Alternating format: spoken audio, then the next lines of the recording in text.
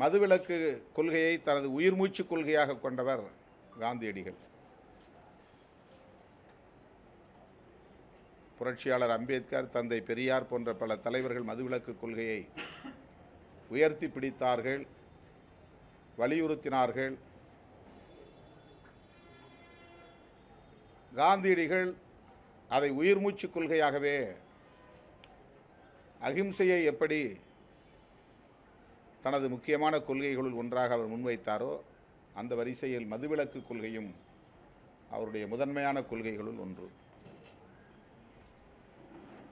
அரசியல் அடிப்படையில், கருத்தியல் அடிப்படையில் அவரோடு விடுதலை சிறுத்தைகள் கட்சி அல்லது அம்பேத்கர் இயக்கங்கள் முரண்பட்டாலும் கூட மதசார்பின்மை, மதுவிலக்கு போன்றவற்றில் முழுமையாக உடன்படுகிறோம் காந்தியடிகளின் நிலைப்பாட்டுடன்.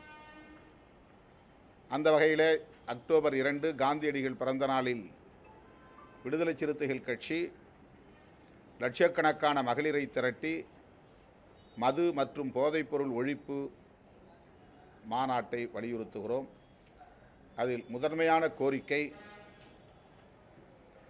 தமிழ்நாட்டில் படிப்படியாக மதுக்கடைகளை மூட வேண்டும். 2016ஆம் ஆண்டு தேர்தல் அறிக்கையில் திராவிட முன்னேற்றக் கழக அரசு, திராவிட முன்னேற்றக் கழகம் படிப்படியாக மதுவிலக்கை நடைமுறைப்படுத்தும் என்று உறுதியளித்தது.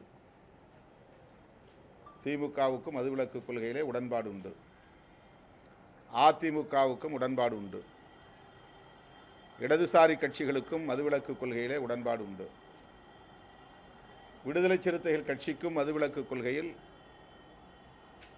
உடன்பாடு உண்டு. ஆகவே தமிழ்நாட்டில் உள்ள எல்லா கட்சிகளுமே மதுவிலக்கை வலியுறுத்துகிற போது மதுக்கடைகளை மூடுவதில் என்ன தயக்கம் என்பதுதான் நாம் எழுப்ப விரும்புகிற கேள்வி. நல்ல சாராயத்தால் கள்ளச்சாராயத்தை தடுக்க முடியும் என்கிற வாதம் ஏற்புடையதல்ல. சாராயம் என்றாலே அது கேடுதான், நல்ல சாராயம் என்று எதுவும் இல்லை. சாராயம் என்பதே உள்ளத்துக்கும் உடலுக்கும் தீங்கானது, சமூகத்திற்கும் தேசத்திற்கும் கேடானது. ஆகவே முழுமையான மதுவிலக்கு என்பதுதான் தீர்வாக இருக்க முடியும். அரசாங்கமே மதுபானத்தை விற்பனை செய்தால் கள்ளச்சாராயத்தை கட்டுப்படுத்த முடியும் என்பது ஒரு கற்பனாவாதம். அது எல்லா மாநிலங்களிலும் கள்ளச்சாராயம் புழக்கத்தில் இருக்கிறது. 1-2 மாநிலங்களை தவிர எல்லா மாநிலங்களிலும் அரசு மதுபான கடைகளை திறந்திருக்கிறது. பீகாரிலே, குஜராத்திலே மாநில அரசுகள் மதுவிலக்கை நடைமுறைப்படுத்தினாலும் கள்ளச்சாராய புழக்கம் இருக்கத்தான் செய்கிறது. அதற்கு காரணம் அண்டை மாநிலங்களில் மது புழக்கம், அரசு மதுபான கடைகள் இயங்குகின்றன. அதனையொட்டி கள்ளச்சாராயத்தை கட்டுப்படுத்த முடியவில்லை. சாராய விற்பனையிலே அரசு ஒரு தாராளமான நிலைப்பாட்டை எடுக்கிற போது